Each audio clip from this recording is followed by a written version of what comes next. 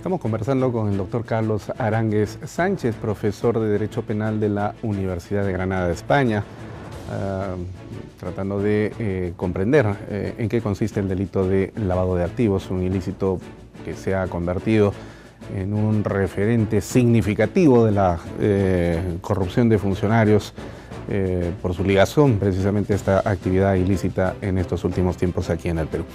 Doctor Aránguez, entendimos entonces que si el lavado de activos es un delito que tiene el objetivo de introducir de alguna manera legítima los bienes, recursos y patrimonios activos, en suma cuenta, obtenidos a través de actividades ilícitas, ¿no? Y que no se podrían justificar de ninguna manera y hay que blanquearlos para poder darle cierta legitimidad en el tráfico económico y la vida en términos generales.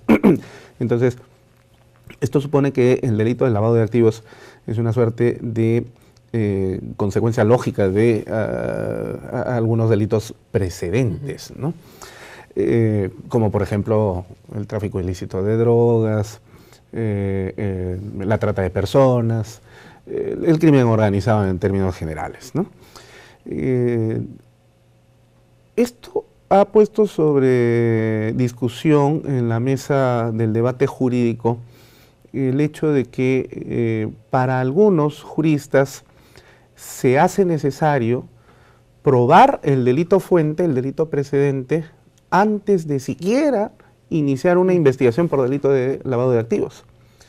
Pero algunos otros juristas, vinculados más con la actividad propia de la magistratura, aquí en el Perú, por ejemplo, el doctor Tomás Gálvez Villegas, fiscal supremo, reconocido profesor universitario, ha tomado una posición clarísima y aquí en este programa lo ha manifestado en algún momento, que ha señalado que el delito de lavado de activos es un delito autónomo, que si bien es cierto tiene una vinculación con un delito precedente, pero que sin embargo no es necesario probar ningún delito precedente para poder realizar investigaciones que eventualmente concluyan en sentencias efectivas en los delitos de lavado de activos. A tal extremo que ha señalado él y ha dicho, como sucede en la casuística judicial aquí en el Perú, que una persona puede ser investigada por el delito de tráfico ilícito de drogas y terminar absuelta en ese proceso, pero eso no es óbice para iniciarle un proceso de investigación que pueda terminar en una condena por delito de lavado de activos.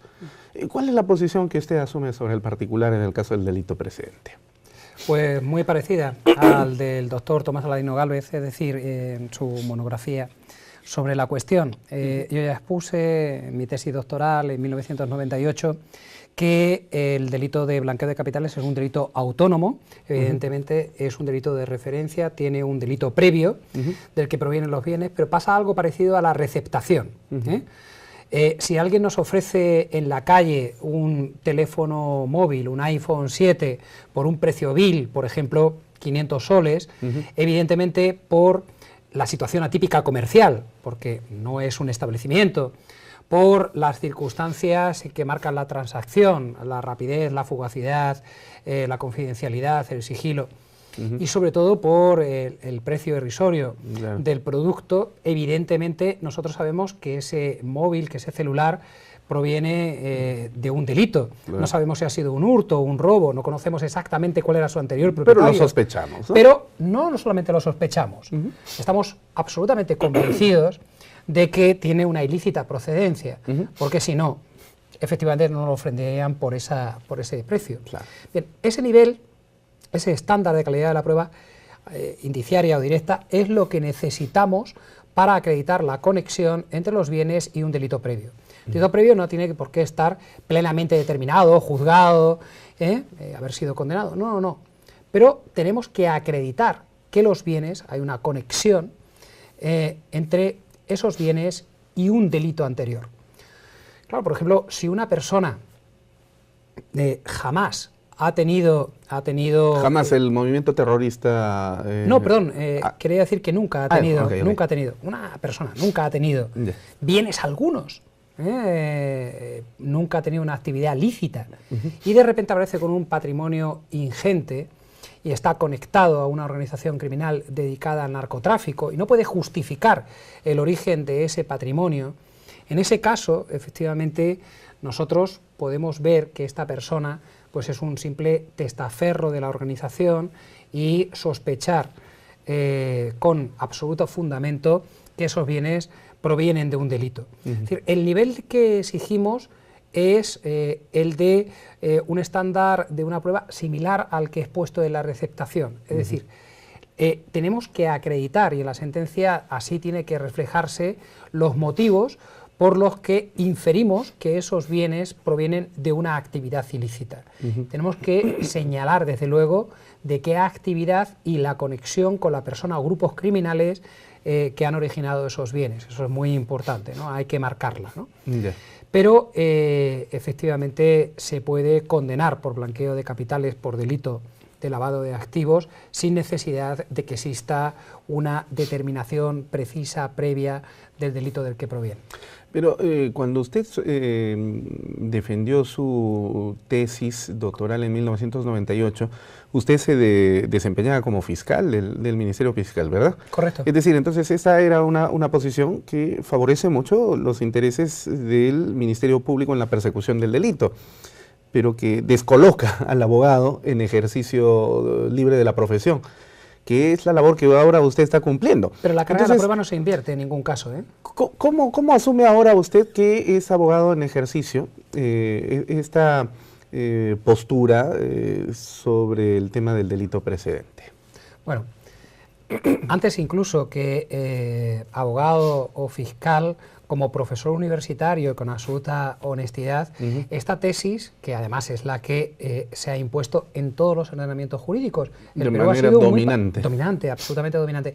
El Perú ha sido muy particular en el nivel de exigencia del delito previo, a modo de probatorio diabólica, porque claro, va a ser muy complicado. Imagínese, en el ejemplo que poníamos, utilizando el tema de la receptación, que la persona tuviera que probar exactamente en qué momento, a quién se sustrajo ese terminal, ese celular, que luego se vende por un precio vil en un mercado, ¿no? Sería, evidentemente, jamás podríamos perseguir la receptación. Claro, pero dígame, en este caso particular, ¿la carga de la prueba está al 100% en manos del Ministerio Público? Es decir, ¿el fiscal tiene que probar la imputación del delito de lavado de activos? Claro. ¿O sucede que el acusado, el imputado, más bien tiene que demostrar que él no ha cometido lo que el fiscal le está imputando?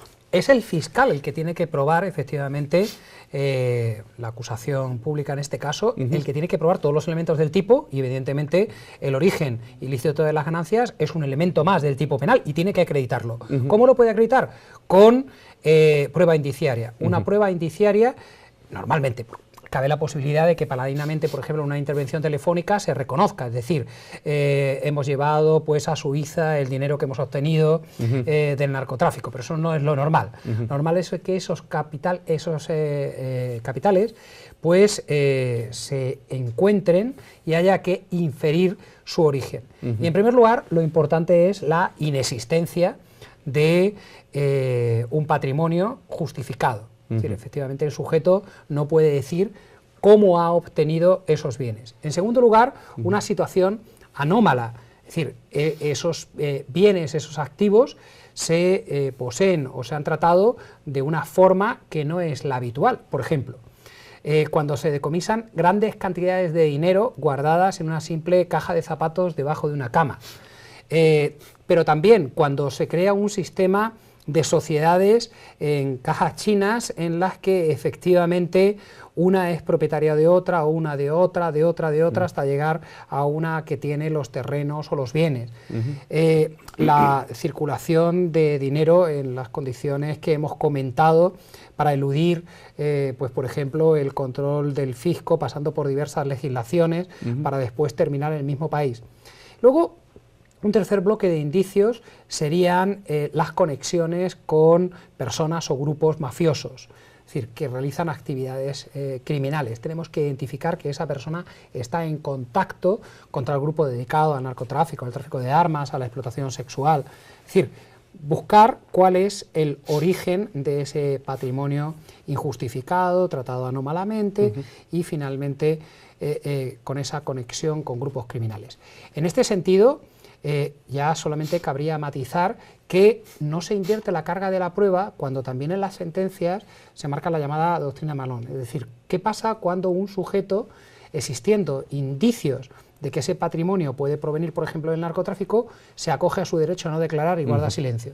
Pues evidentemente eso no es una no es una prueba de cargo contra él, pero sí que evidentemente no es una prueba de descargo, no es un contraindicio que pueda hacer valer la presunción de inocencia ante la pluralidad de indicios en su contra que se han presentado, ¿no? En muchos tribunales en España también advierten que, en fin, mire, a ustedes se le está imputando un origen delictivo de los bienes, usted puede responder o no, pero sepa que si existen indicios de que estos bienes provienen de una actividad ilícita y usted no responde, el tribunal no considerará su prueba como un contraindicio que pueda desequilibrar de nuevo la tesis del fiscal. Correcto.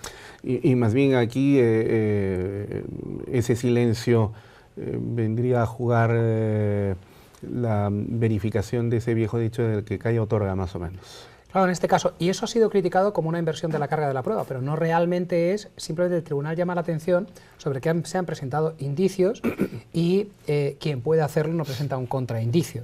Si efectivamente alguien cuestionara nuestro patrimonio, enseguida alegaríamos que lo hemos obtenido legalmente, pues acudiendo a nuestra hoja histórico-laboral, ¿no? Claro. Y diríamos, pues, dónde hemos trabajado, qué ingresos hemos tenido, cómo lo hemos comprado, aportaríamos los contratos. Estaría justificado. Correcto.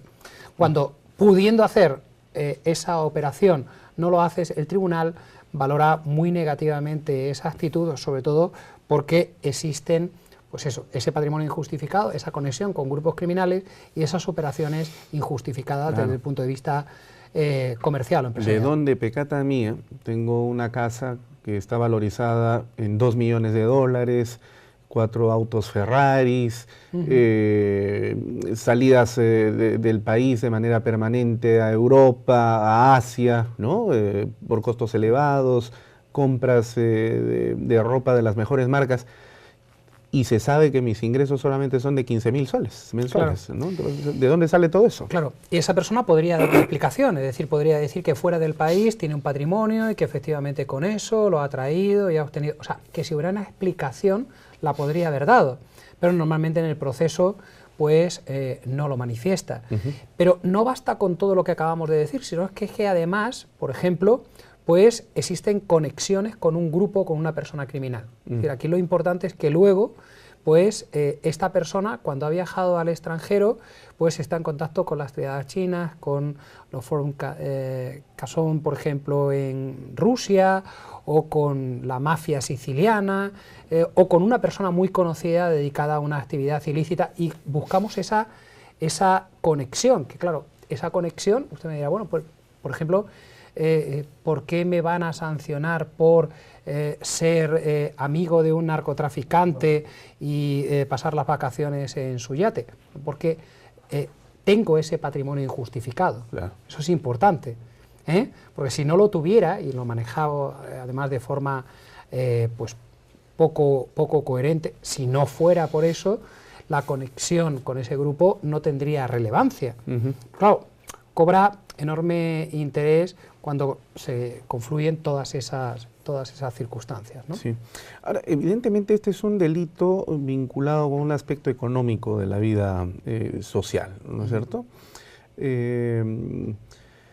No se podría cometer el delito de lavados en un plano, digamos, del honor o de la integridad física o psicológica. Es un tema estrictamente económico. ¿Cuál es el bien jurídico que se tutela en el delito de lavado de activos? Evidentemente la libre competencia. Es decir, cuando una persona accede al mercado teniendo unos capitales, unos recursos financieros que no pueden tener sus competidores, termina generando situaciones de oligopolio. Por ejemplo, una persona tiene un pequeño restaurante chifa solamente da unas comidas, pues por ejemplo por 15 soles, y en un momento determinado pues alguien abre a su lado un restaurante con la única finalidad de blanquear.